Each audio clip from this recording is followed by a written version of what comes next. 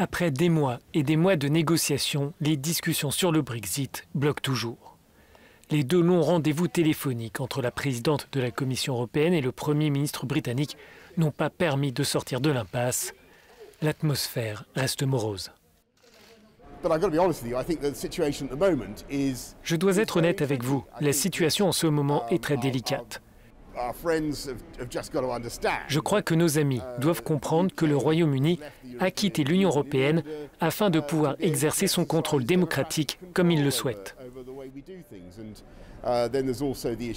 Il y a aussi la question de la pêche, où nous sommes très éloignés, mais il y a toujours de l'espoir et je ferai de mon mieux.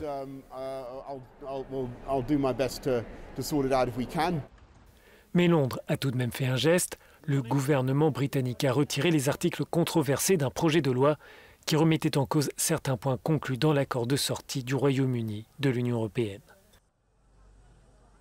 Le document, qui violait sciemment le droit international, revenait sur les dispositions concernant le marché intérieur sur l'île d'Irlande. Notre objectif est clair depuis le début.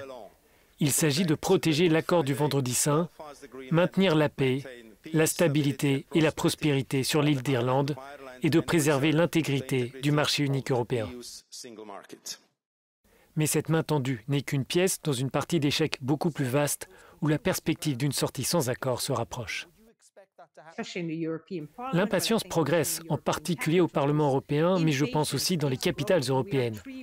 Il nous reste 3 semaines avant la fin de la période de transition et nous ne savons pas si nous serons en mesure de trouver un accord ou non.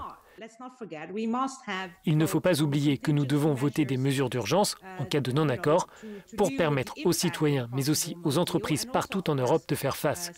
Au Royaume-Uni, l'impatience monte aussi. Le Premier ministre britannique est attendu à Bruxelles dans le courant de la semaine. Les dirigeants européens y seront jeudi et vendredi pour un sommet. D'ici là, les discussions se poursuivent. Mais au bout du compte, il faudra prendre une décision pour conclure ou rejeter un éventuel accord.